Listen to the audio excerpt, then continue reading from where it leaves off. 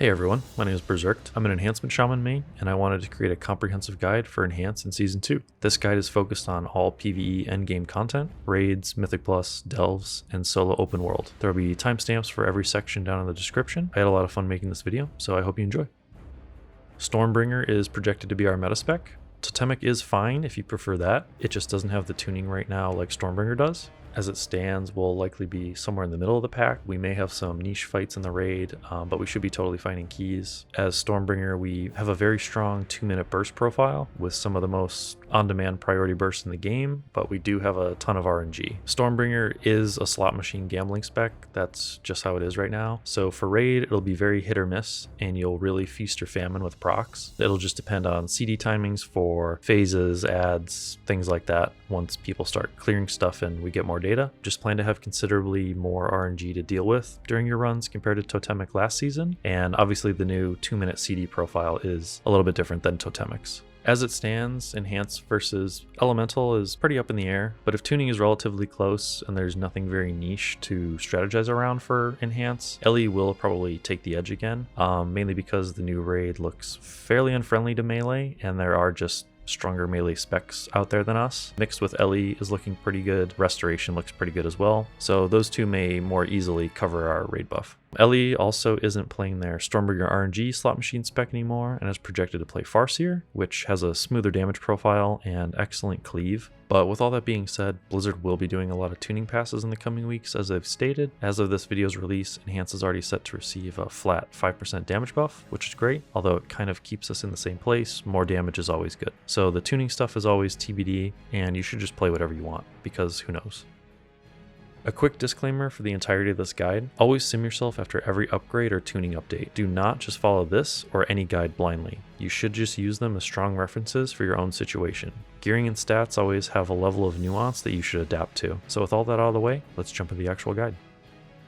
So starting with consumables, we do use some new consumables this season. For flasks, we'll either use a haste or a mastery flask. This will just depend on your specific stats and sims. For combat pots, we'll either use a potion of recklessness if you can consistently trigger mastery as the proc. If you can't trigger mastery, you should just use light's potential until you can adjust your stats. They aren't that far apart in output. Recklessness is just slightly better to min-max with though. There's a new health potion this season, and it's considerably stronger than last season's, so try to use this if you can afford or make them. For food, we use the same as season 1, which is either a feast or something like a royal roast for personal food. For weapon buffs, as Enhance, we do not use weapon oils or whetstones ever. Our spec is built around using our own weapon imbue spells. Do not ever use anything other than Wind Fury and Flame Tongue weapon. Thanks to our talent, Instinctive Imbuements, we auto apply these buffs anyway, so you don't even really need to think about it.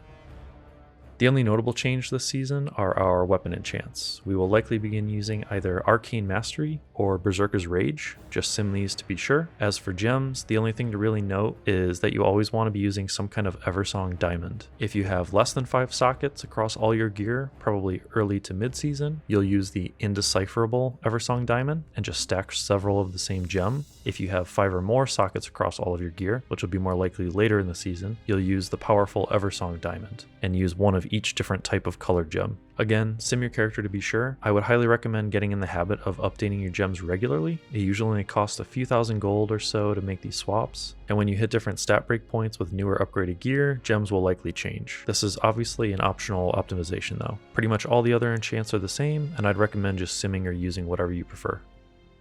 Generally speaking, stat weights stay the same in season 1 and will be the following. Agility is king, haste and mastery are pretty much equally weighted, and this is what we'll mainly hunt for on our gear, followed by crit. And the biggest note is that you'll want to actively avoid as much versatility as possible this season. Now that we use the recklessness pot, and because of all the new cantrip items that increase and decrease stats, you want to limit how much stat loss you receive as much as possible from all of these. Keep in mind that they did change how the catalyst works this season, so when you catalyze an item, it retains its original stats now, so this is obviously a double-edged sword when it comes to gearing, so always sim yourself.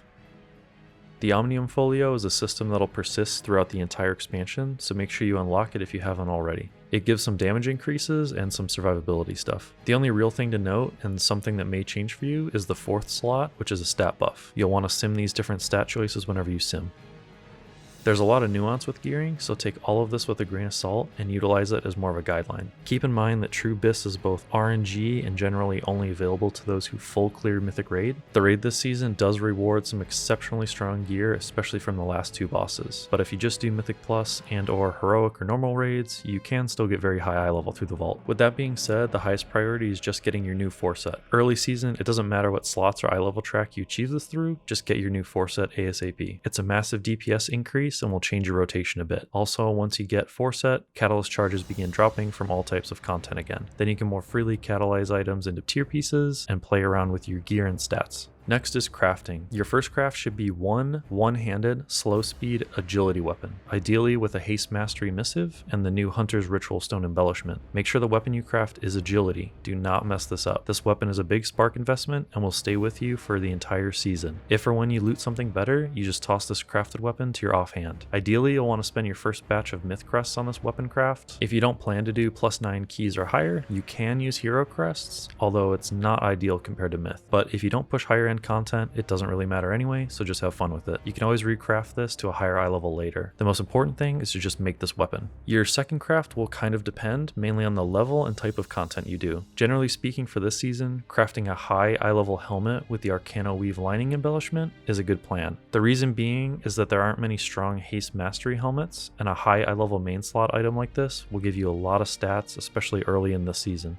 Again, due to the way the catalyst works with the charges dropping, it's fairly easy to farm and catalyze alternative pieces to adjust your 4 set around this. If you really don't want to craft a helmet, or you already looted a high eye level one or something from an early vault, you can make something like boots or a belt with the Arcano Weave lining. The second craft isn't as important as the weapon, so just sim this. This season, the biggest chase items are from raid. The last 2 bosses of the raid drop special, higher item level cantrip items. These are overwhelmingly stronger than anything from Mythic Plus and are the ideal bonus roll targets. If you don't raid, you can of course still bonus roll Mythic Plus dungeons for a myth weapon or something, or to replace any other low eye level slots you have. The number 1 tip is, you guessed it, always sim. Crests have a rolling weekly cap again, so when upgrading your gear, it's a good idea to approach it strategically. It's usually best to spend the highest level of crests you obtain that same week before you go into raid or into a key push. You don't want to sit on crests for too long and try to quote-unquote time the market. This is especially true if you're pushing higher end content early. RNG is RNG at the end of the day, and you should make your decisions based on certainties. Your highest priority is upgrading your main hand weapon, either the one you crafted or the higher eye level one you've looted. Don't worry too much about your offhand right away. The damage increase compared to other things may not be worth it. Next are strong trinkets. It's usually never a bad idea to upgrade a good trinket since they're so rare. And then it's everything else, typically targeting your main slot items for stats, your helm, chest, and legs, but always sim this. We're currently planning to run one Stormbringer build for all content, with one very minor hero talent change between single target and AoE. These are both assuming you have the new tier set bonuses, because you should be able to get 4 set very quickly this season. For single target, you'll want to run Swell, and for AoE, you'll want to run Supercharge. Sim these to be sure though, target count can influence this. The only large changes we make are all in the class tree for utility, just depending on the boss or dungeon. I would recommend referencing this nice quick visual guide from Varian, and or downloading the add-on called Mythic Plus Utility, which recommends and reminds you to check or update your talents before the key starts. Shamans have a ton of useful utility this season, so remember to utilize it all to really set yourself apart as a great shaman player. Always aim to top the charts, because it is fun to dunk on meta specs as Enhance, but make sure you contribute to your group in every aspect, since we are a mid-tier level spec. This is what really separates good players from great players.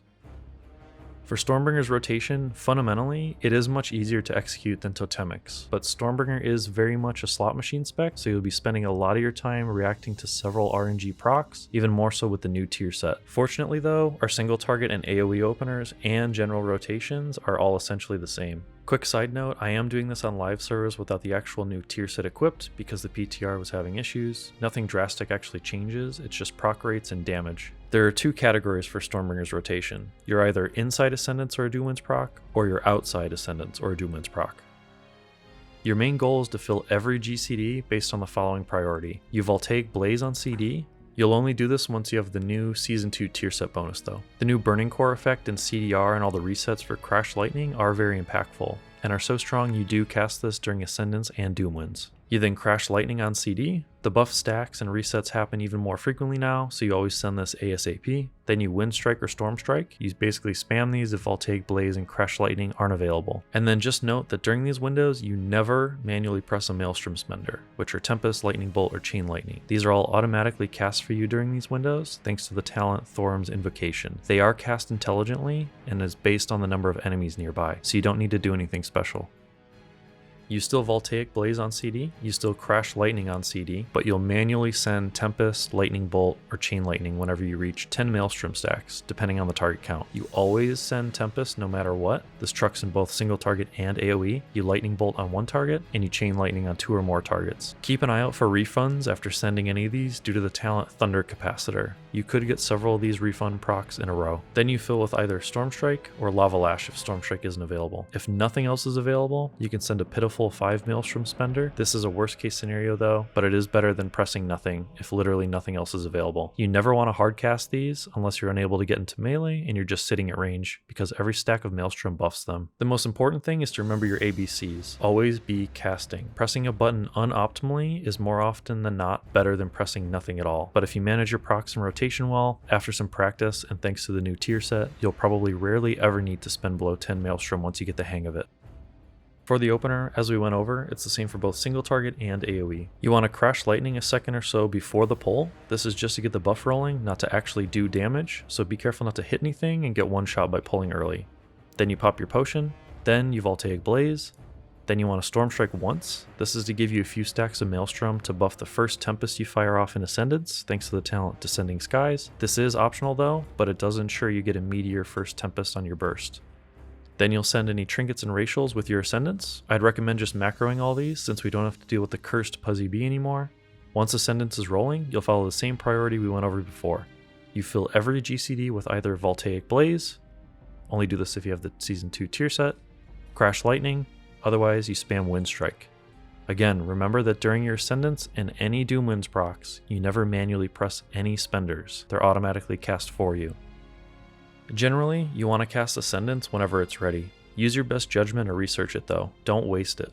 If a pack won't last the entire 15 seconds, just save it for the next pull. Or if it's a small pack right before a boss, probably save it.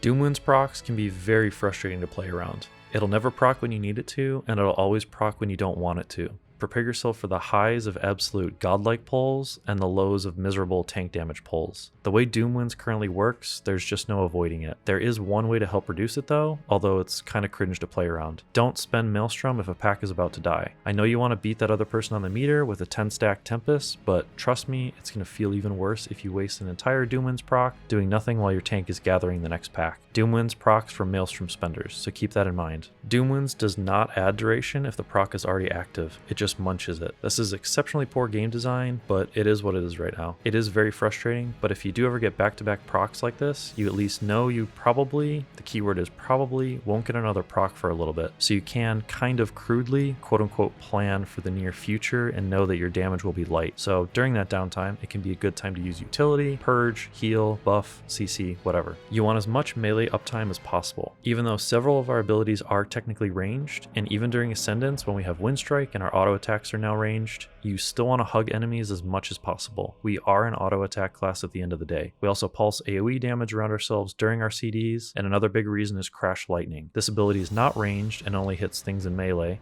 and also creates a conical puddle on the ground and does a considerable amount of damage now. This ability also has an insane amount of resets with the new tier set, so you will be spamming it a lot. You can hit Ascendance right before a key starts to get a free 10 stack of Maelstrom. Ascendance and Tempest won't persist, but the Maelstrom stacks do. So you can fire off a free 10 stack Chain Lightning at the start of a key and gamble for a Doomwinds proc to save your Ascendance for the next pull if that works better for your group comp, or whatever the reason might be. With the correct talents, you can mass remove snares from your entire group and consistently remove them from yourself. Utilize the talents Windrush Totem and Jetstream for your group, and then the Ghost Wolf talent Thunderous Paws for yourself. Utilize your Earth Elemental Totem as a defensive. With the talent Primordial Bond, this turns your Earth Ele into a 30-second defensive CD, and is very underrated and very underutilized. Use your utility totems as often as you can. Capacitor Totem is a very strong AoE stun on a fairly short cooldown. Just remember that it has a delayed timer and it's not an instant stun. Both Poison Cleansing Totem and Tremor Totem will both be huge this season, and then our Earthbind or Earth Grab totems are mass snares, which will also be great this season. Make sure you're interrupting as often as you can. With the talent Wind Veil, we get a very strong spell damage reduction buff just for kicking, which you could theoretically have nearly 100% uptime of since our kick is only a 12-second cooldown and the buff's duration is 12 seconds. This will be very strong this season with how much poison and magic damage there is in the pool. Utilize your Remove Curse and your Purge. Only certain healer specs can actually remove curses, so help your group out whenever you can. Also purge things whenever you can. A good purge can be a hero play that saves your group from a wipe this season. Heal yourself if you need to. We have consistent free buffed self heals thanks to the talent Overflowing Maelstrom. Although Healing Surge is on the GCD, one self cast of this could save you in a dicey situation. Staying alive is more DPS than one GCD that kills you. A quick TLDR for the deck of cards system that Stormbringer uses that you may have seen mentioned. I want to quickly shout out Zorthos' video on this. He explains it very well and dives into the numbers, which are honestly pretty shocking to see. No pun intended. So most of our important throughput cooldowns use a deck of cards style system for our RNG, and it essentially works like this. There's a deck of cards, and a few cards within that deck trigger a proc, whereas the rest of the cards do not. So when you cast or do something, you randomly draw a card from that deck until every card has been drawn. Then the deck is reshuffled, and new cards are randomly designated as the triggers. This system doesn't eliminate good or bad RNG, it just tries, the keyword being tries, to help reduce chains of good or bad RNG. But you unfortunately still can get very lucky or very unlucky, just due to the amount of cards that are in the deck, and it will be very noticeable in your damage. So just keep this in mind while playing Stormbringer. So that wraps everything up. I hope this guide was helpful. I'd also like to give credit to the Earthshrine Discord. They're the ones who research and theorycraft and make all this information accessible to the rest of us. So a big thank you to all those guys. Make sure you join the server to stay updated on everything Shaman. If you have any questions or comments, I'd love to hear them below. Feel free to stop by the stream sometime with any questions or to just hang out. I unfortunately do have an awkward vacation scheduled right at the start of this season, but I will be back to streaming Prog and Keys in like mid-September. So I hope to see you then. Best of luck in Season 2, gamers. GG's.